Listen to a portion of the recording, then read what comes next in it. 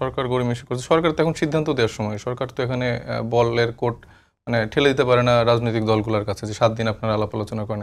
এবং এখানে জামাতে ইসলামী তো একটা নাটক শুরু করছে। এবং আমার কাছে মনে হয় যে বিএনপি জামাত দুজন আসলে খুবই অ্যালাইন্ড আছে। তারা তো দীর্ঘদিনের সাথী।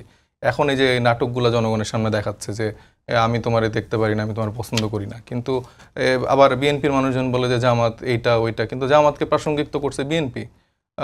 প্রেসিডেন্ট জিয়াউর রহমানই তো তাদেরকে রাজনীতি করার সুযোগটা বাংলাদেশে করে দিছে। এরপরে তারা দীর্ঘদিনের জোটসঙ্গী ছিল।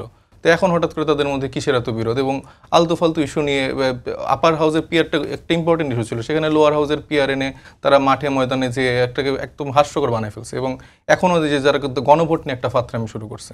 তো এই জায়গাগুলো থেকে বের হয়ে আসা উচিত। এই দুই দলের আসলে এই নাটকগুলো বাদ দিয়ে মানে জনগণের কথা চিন্তা করে আসলে রাজনীতিটা করা উচিত।